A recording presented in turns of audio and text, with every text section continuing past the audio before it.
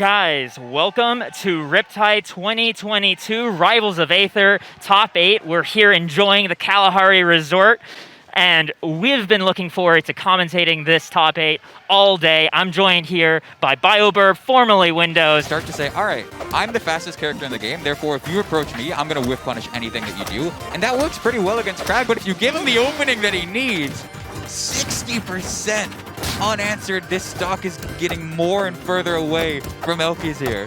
Yeah, ZeeBee waiting out that parry in the corner, and oh, beautiful tech onto that rock is going to give elkiies just a little bit more life, but ZeeBee has already lapped her. And look at that, stepping away from the Lily, carefully getting rid of it with a parry, and catching elkiies recovery with that down strong. ZeeBee up 2 stocks now. This is clinical right now from ZeeBee, just covering every single option. Oh! Jumps off stage with the wrong down B, calls out the side B recovery from elkiies, saying, you're going to be here right now. Oh my god, the scramble situation. No one wants to lose that first stock. Definitely in favor of ZeeBee here. That down tilt gets the side B back on. Great tech, and right afterwards, though, ZeeBee ready to punish it and get the kill. And like that is what defines high-level play. Sure, you're going to get some tech setups, but if you're able to cover it afterwards, that's the most important thing. Hitting Air Armada as elkiies counterpick. I know famously this is one of ZeeBee's favorite stages. Yeah, for that reason right there, those down Bs on the top platform, but at the same time, that only really works if you try to approach ZeeBee up there. If you just kind of wait center stage, those down Bs don't really put up that much pressure, but if you do that, ooh, yeah, that jump right in there, that is the danger zone. I think part of the benefit too of this smaller blast zone stage is it makes DIing out of those setups that much scarier, right? So much damage built up here. And that's it. Yeah, that nair is the main thing you want to look out for. Like, that leads into up air, that leads into forward air, that leads into up smash. And if you're elkiies, that is what you wait for. But here we are. The staring contest. I hear the crowd cheer as that happens. And now, just going to wait. And that's the thing is, elkiies can wait, but just throws out the raw forward smash, but able to cover herself with Lily, able to close out the second stock. And what we thought was going to be a good pick for ZeeBee here, we're starting to see why elkiies chose this stage. Because, I mean, I think she's very aware of ZeeBee's reputation here, yes. right? Like, that one time where she jumped into the spikes was very clearly an aberration. She's not doing that again. Yeah, you see the respect there. Like, all right, I'm not in the right position. I'm just going to back off here with that nair. That nair, especially on that top platform, nair up smash will kill at this percent. Down strong, oh, gets the reseed. Oh. Looking for something spicy, gets the falling up air into the uppercut. And with that, evened up 2-2 apiece. elkiies so close to making it even further into top 8. This would be an insane upset on a list of insane upsets that she's had to get here. And it's also just like the last lifeline of recovery too. Oh, should be a stock, yeah. Yep. Not too far behind, only 32%. And that's the thing, right? That respawn invincibility is a brief moment where you just don't have to worry about Lily on the approach. Oh, that parry. And I love that short hop for the back air too, because it sets off Lily on your way to go ahead and get that hit. No! Oh, the misinput off the side. Oh, that's so tragic. A full stock lead for ZeeBee. This is exactly the sort of position where ZeeBee likes playing on that side pillar. You can't go for the double dunk there because you have one stock to work with. But getting a lot of damage, going for the reseed. It's just one hit can build so much percent for Crack. That's what's so terrifying about the character, is they find a nair, and then suddenly you're at 60. Oh boy. Oh, but ZeeBee going on for something a little bit spicy there. Oh, and just as it started, it ends. ZeeBee finding his Elden Ring against elkiies. They go for aggressive air dodges upstage. They'll do double up air dodge towards you and get the third. But actually, I swapped to Palm here. That's right. I forgot about this. Penguin was telling me that Cheesy has been messing around with Palm a lot. And when Cheesy and Penguin were talking, Cheesy was like, yeah, if I lose game 1, I'll go Palm. And Penguin was like, if you have that little confidence in your Crag, do Palm game 1. Because either the Palm works and you get counter pick advantage, or it doesn't, and at least you know that, and you can go into the Crag games with a stage that you really want. Yeah. But we already see, like, that nair bash is the thing to look out for Kusi. It is one of Ori's most consistent kill deterrents. one of the most consistent Coke moves in the entire game because Ori constantly plays a 50-50. You either DI out for the Nair Bash, so you don't get hit by that. That's it! That is it in 45 seconds! Kusi takes out CheesyPotato's palm with only 12%. If you hold out, you give more time for Kusi to set up. And if you hold in, that allows Kusi to go for back without being at risk of dying off the side. It's honestly wild to be seeing Kusi in losers this early on, considering how they've been throughout the rest of the year. We're seeing why right here. Like, this is the stock already. 20 seconds in. And what makes it especially devious is that she understands her opponents understand that value, and she's really good at killing people on their way to break that rock. Yes. Oh my god. Yeah, Kusi going for the bash once again, and Cheesy mixing it up, holding in that time and getting caught by it. No, she was behind Ori. Oh, she was behind Ori? On the other side of her. Oh my god! Daniel Fernacey, fix your game. I'm really surprised Kusi didn't actually go out there to try and fetch it. Usually in that position they do, but the side blast zones are pretty big here, so maybe just wants, play the lead. They have the time to work with. Put the sign behind you, get the explosion. They're not the ones pressured here. No, not the forward air KO. Anything but the forward air KO. Oh no. Oh, the shards giving Cheesy a chance to refresh her pillar. She's going to go ahead and use that. Should I get a little bit more time? That shard angle was perfect. That was the back hit of up tilt. That was the up tilt one. Reverse hitting the shards back on the stage, but you pull out every trick in the book, and it's not enough versus a man like Kusi. Then use it as a combust to clinch out the game. And we have that smoke screen up in that corner. That's going to give him some shelter, but he gets sent in the opposite side, so he's not going to get to teleport into it.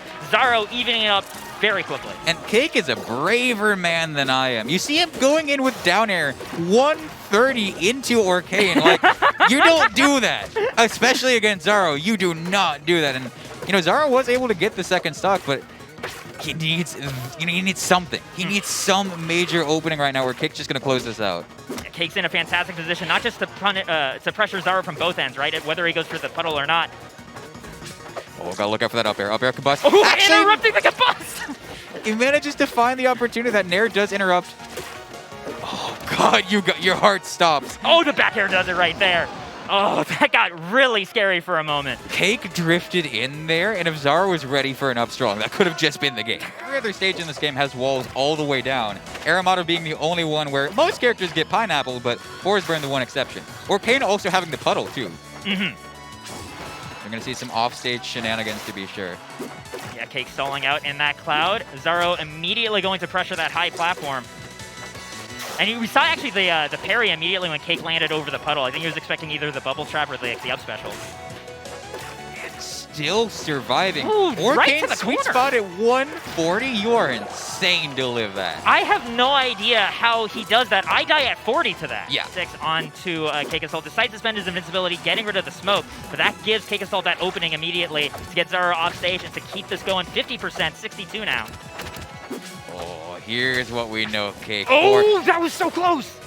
Just inches away from getting the down strong. Probably wouldn't have KO'd at that percent, but the damage would have been insane. And Xaro just barely touching stage before CakeAssault can land and getting the down strong. Which further exaggerates, the up air, the up strong. Like, Cake's at KO percent right now. Like, if Xaro hits an up strong, that's it. Cake finds himself a parry, 91%, but I'm seeing Xaro also have that confidence to jump around CakeAssault and bait out some parries himself, too. And this is the question. Does Xaro just go for the random KO moves? Can he even get out of disadvantage is the first question, though. Oh! Cake going all the way off stage. 76% built on Xaro. Parry down strong. Perfect DI once again. And you need that on this stage. That could be the opportunity. No, he's fishing. Xaro's falling into the trap. The Arcane. Waits for the parry. Waits. Oh my gosh, that was... Xaro waited a beat, wanted to see that parry, didn't see it, and was thinking, okay, I'm just going to run in and down strong now and catch CakeAssault waiting for me, and then Cake brought it out. Good parry there, but I mean the side blast zones are also very short here, and we see Xaro, he wants to get these KOs, but with Cake's DI being as insane as it has been, still surviving! Perfectly timed!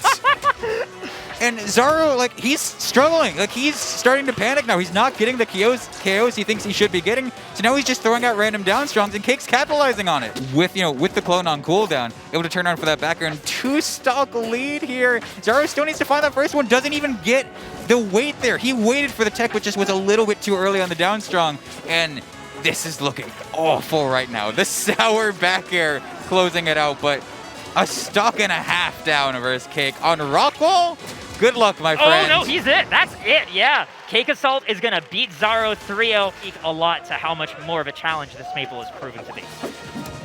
And game number 1 going to a very open stage, which is a bit different than I expected. Like, Penguin in particular likes to control the ground. He likes to, abuse wave dashes to get in his opponent's head, but not working out so well for him at the start of this first game. Like 70%, and it's not done yet. Oh, right there, Soul Rifle just scouting out to see what kind of cloud Penguin was going to be tossing out. He's one of the players that really goes after Penguin offstage during the cloud toss and tries to engage with them a lot more often than other players. It's ordinarily such a risky situation because if you get hit by the pop, Penguin is so on point to kill you off of it. But if you don't challenge him at all, you're giving him free recoveries right there. The Nair off stage is going to take out There Penguin. it is. Yeah. The game 1 pop-off. Immediately out of his seat and throwing his fist up. Soul Rifle completely tuned in, like we like to see. Absolutely being so explosive, can kill people anywhere. The thing you have to look out for if you're Penguin is Maple's burst range is the entire stage. This is like the shortest stage, bar none. And because they're so fast, like, you have to respect them at all times. Because if you don't, they're ready to be there. For a reader on the landing. And that's been the story of this set, is Penguin trying to call out these landings from Soul Rifle, trying to find either like a setup or just a raw KO move. This is an opportunity, goes for the double dunk and can still make it back. Not quite. Penguin immediately vanishing from that respawn platform and trying to kill They made it back. Soul Rifle for it, but Soul Rifle's still hanging on. Soul Rifle, best time just going immediately for the back air. Last time he waited for the cloud to be placed first, and the ping pong not quite going to come to it. Instead, Penguin opting to get rid of Lily. And you see Penguin throwing out that up tilt, it'll just kill Raw at this percent. Like, up tilt will just KO Maple here, even on this stage. But Penguin's got to get back first. Actually caught up by the Lily there. And that's going to be it, yeah. Soul Rifle taking that second game, an even larger pop-off this time. The thing about Penguin, though, is he's lost a lot of game 1s in his day.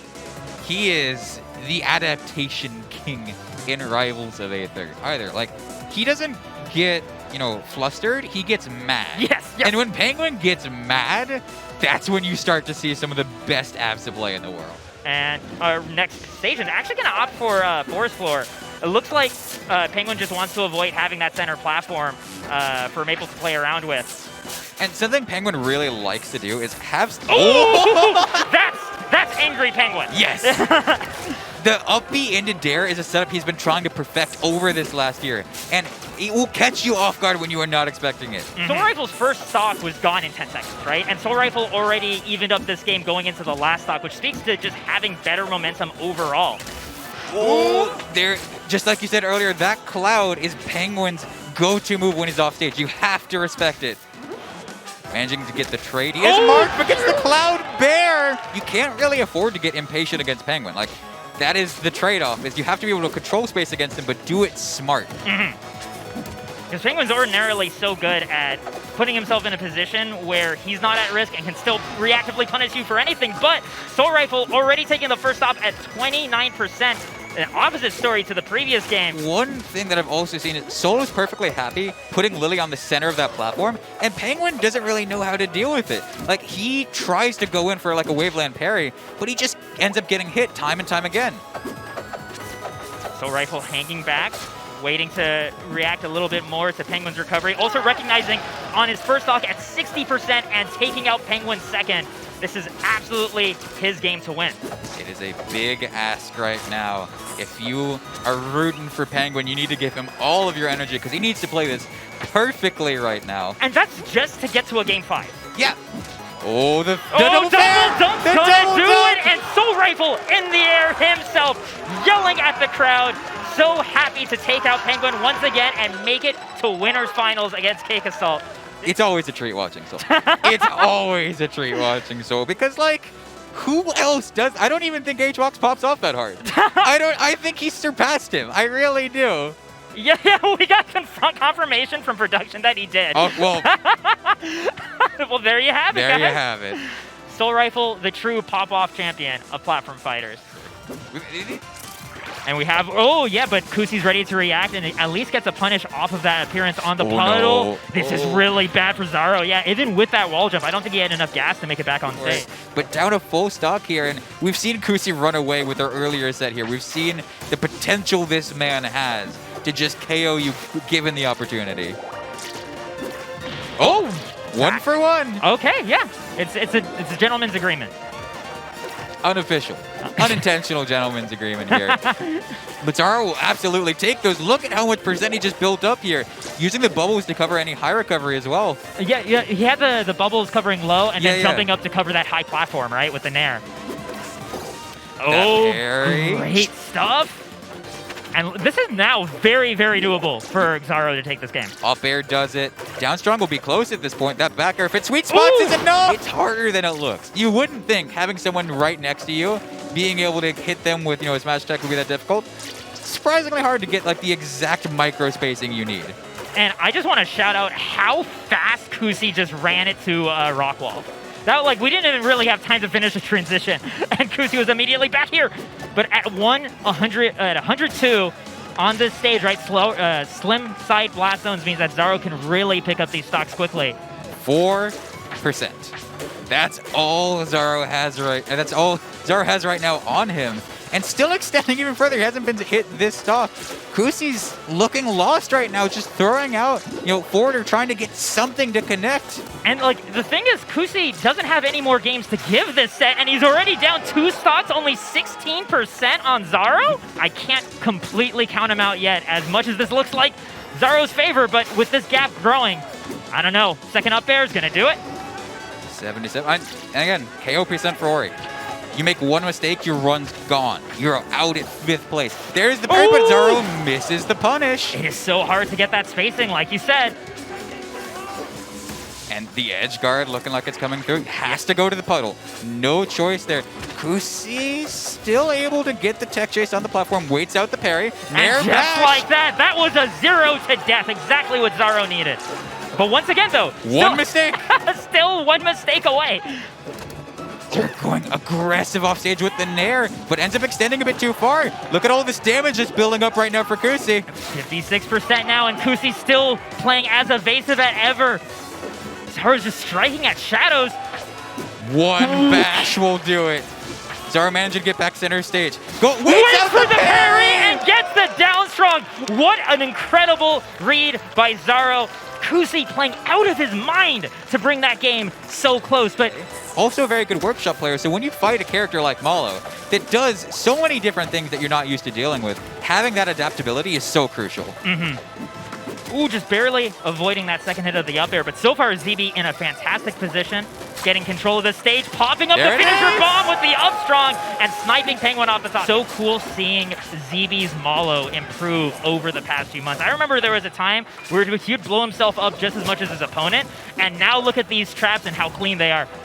Did you see that finisher just bounce off the stage, almost edge guarding Penguin on its own?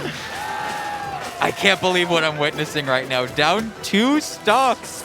Penguin has such an uphill battle to climb here, and it's like, he doesn't seem to have any answers. And we see a bit of a different projectile snipe this time. The cloud at the side of the stage, not quite as common as a Malo bomb, but still gets the job done. It's gonna need to be the first of many here. Just gonna look for a couple of safer kicks.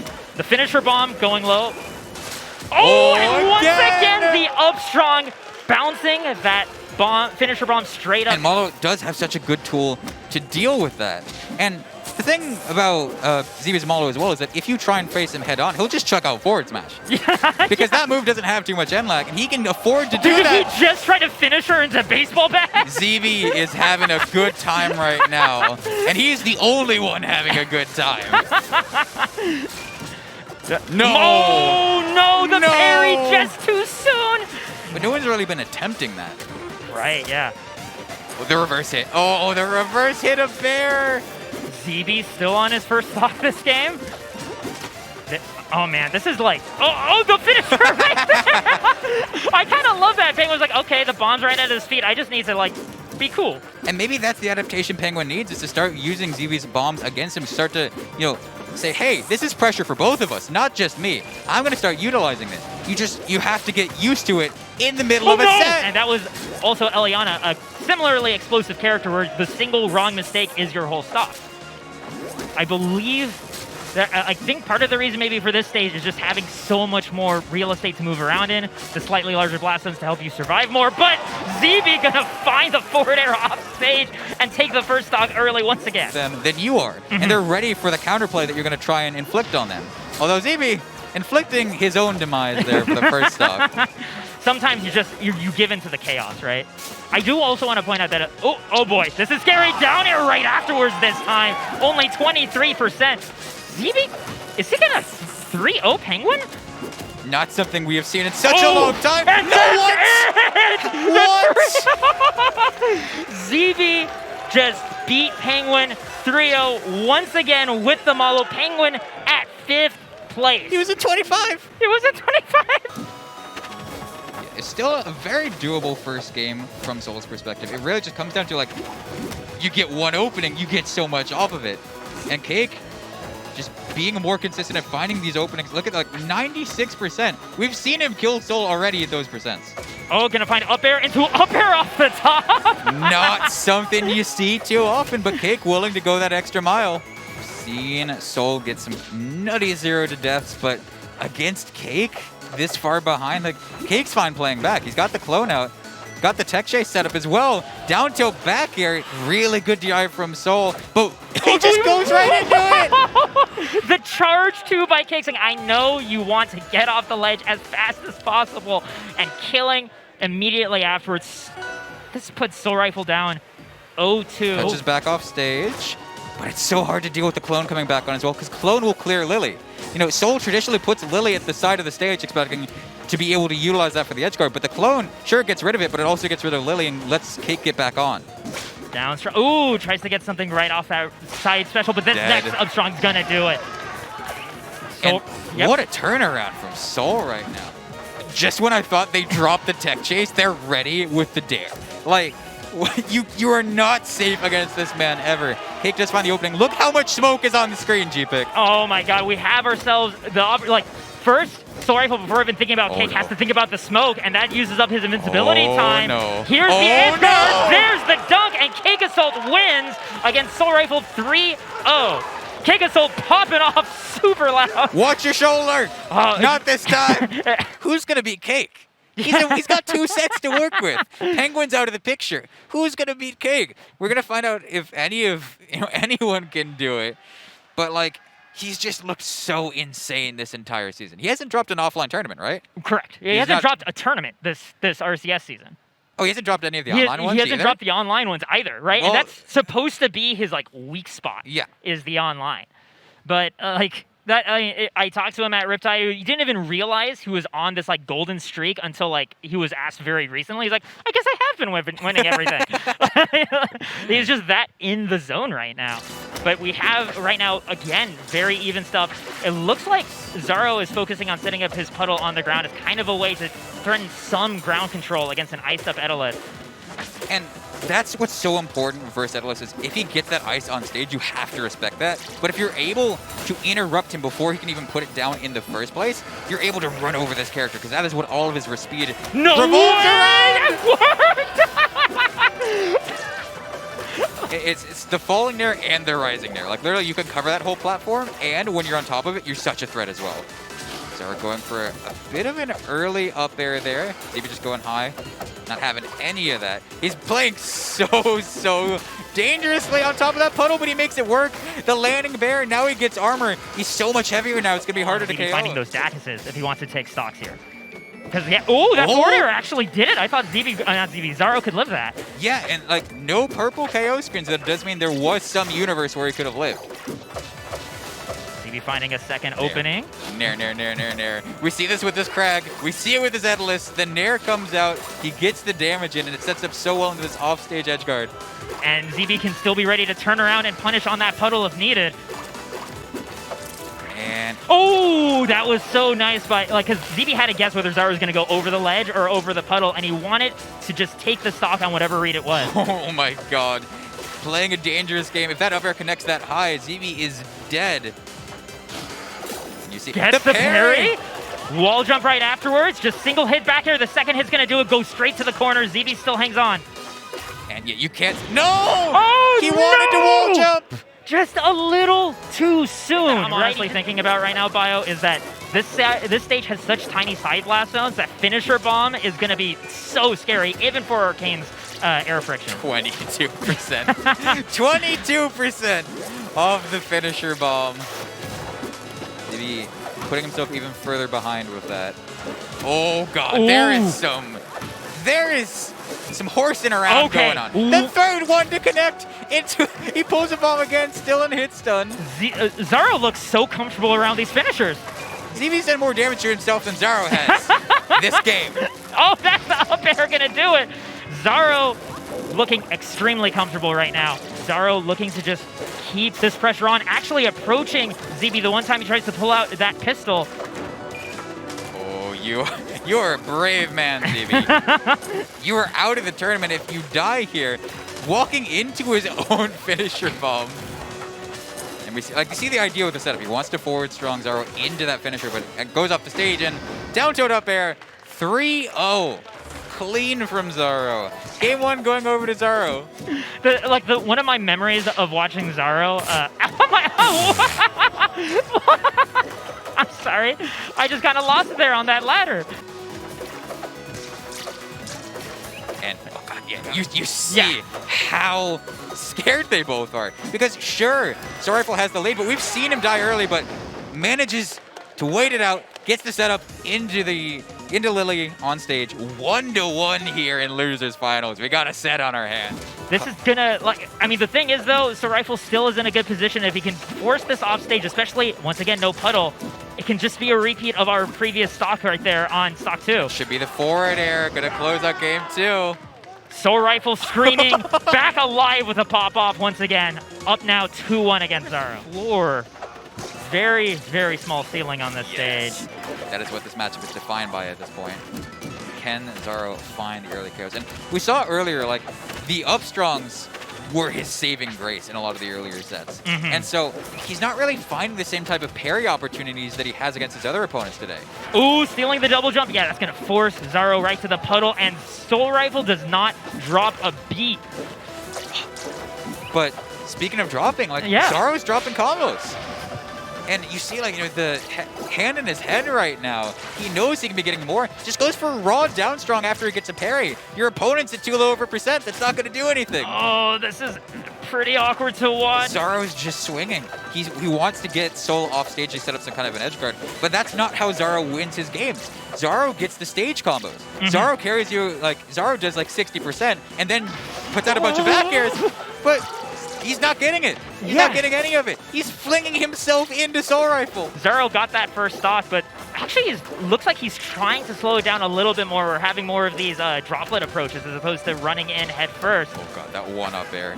That one up air. The down strong tech chase. The side B back to extend as well. This is okay. Waits out the second place. Jumps into Lily. They're still able to make the edge guard work. Good down. No! Not like that. Even Soul Rifle muted in his pop-off, right? He was still there. He's still like... But he banged his knee, but not out of his seat, right? Yeah. But that's going to end Xaro's run in SD at the very end, too.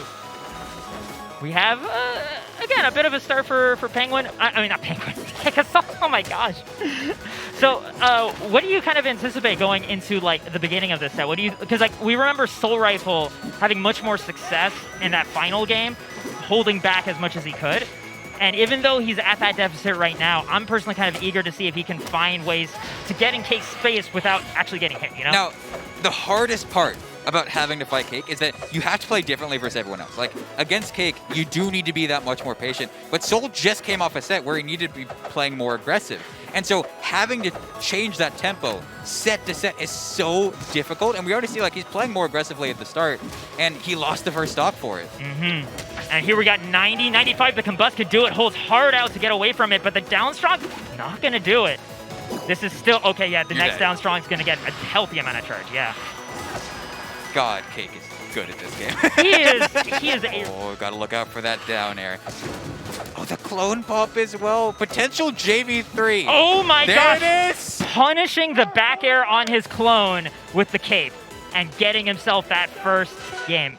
This is, at this point, it's just like, Soul, can you take a game? Did you see Cake roll his eyes? I did not. I definitely blinked. He JV3'd and was like, I can do better than that. Not good enough. I must go further beyond. Oh, she is tagged. To, I believe, Ripley. Ripley. I mean, I know the perks in Ripley. No, he's not going Endless, right? No way. I mean, CakeAssault famously hates this matchup. Yeah, but... He's also gotten very, very good at it because he hates it so much. I talked about this with you off stream. Yeah. Soul is like on the rank leaderboard. He's like top, 10, top 5 with every single character in the game. Literally every single one. He grinds everyone, every matchup, every character. So I wouldn't be surprised if he has something here, but to pull it out your first time in the tournament, grand finals, down a game versus Cake, and immediately gets parried. Oh no! Cake all ready to go for this matchup, not taking any time to adjust. But I think part of the thing that Soul Rifle is remembering is not that he's down like 1-0, it's 4-0, right? Maple lost to Cake 4 times now, and I can understand him thinking, maybe I gotta just try a different matchup and see something else that works. It's just, again, Cake hates this matchup, but Cake's also practiced this because he hates it so much. Right. There's a level that the hate loops around for a player, and now you don't want to like anger them with it, right? Similar to like, there are players who hate Tempest Peak that you do not take to Tempest Peak, but those forward airs, putting Soul Rifle back in this game, this could... No, back air! Oh my god! And that's this stage in full effect. You see that side platform just extending off of the stage, allowing for both those KOs to happen back to back. And we're already starting to set up for another one, and he knows off stage. Okay. Well, and you're the iron roll again. Cake's like, I don't want to win like this. What is the crowd they're chanting for Raster! They're chanting for Raster? They're chanting for Raster. They know Cake hates Raster. They want to see it. Oh, we're getting a bird. Are we getting a bird? We're seeing the Raster top 8! Oh, this fills my heart with joy. Cake he just hates everything. He's gonna win 3-0 and he's gonna be like, this game's stupid. This game sucks. Absolutely the kind of player to be angry at a win. And right? a 3-0 win grand finals. Like, yo, for Torque? Oh, for Torque! Let's go, Torque! Is this how Soul plays his bird? We have to witness how you can set yourself up positionally after you hit someone. And this is just Soul playing a character he does not know how to play. Because we especially saw, like, with that fading back air by CakeAssault, right? Just cutting through the arm of Raster during the forward air. Meaning, like, that kind of shows why you need to pick your opening so carefully. Those are still your body parts. Oh, the forward tilt actually getting extended off of the clone there. All right, random forward smash. Do it. Do it. Oh! Give me another. Give me another. The up strong missing due to the tech. There's a third. And the up B off the parry. Last stock. The crowd is coming alive so much right now. Down tilt's the wrong direction. Cake will absolutely take that. Crouch cancels the slipstream. Doesn't actually get the spike though. Yeah, Soul Rifle popping up a little too high for it. But you got, like, this is down strong when it's gonna start KOing. Oh no. Cake looking for these. He wants the parry. He just wants parry down strong. Yeah. 100%. Soul Rifle is just focusing on moving around CakeAssault and looking for just one more opening. Yeah, I mean, back air will do it. Up strong, that'll do it. The Cake into the down strong. You called it, Bio. And with that, CakeAssault wins Riptide 2022. A very different victory for him this time. Winning comfortably from winner's side, continuing his golden streak. Soul Rifle still making it to him over and over again, but this final puzzle of Rivals of Aether is one that nobody has cracked forever. And shoutouts to Soul Rifle for getting third. Torque, of course, getting second place here. Oh, you're right. I'm so sorry. Wow.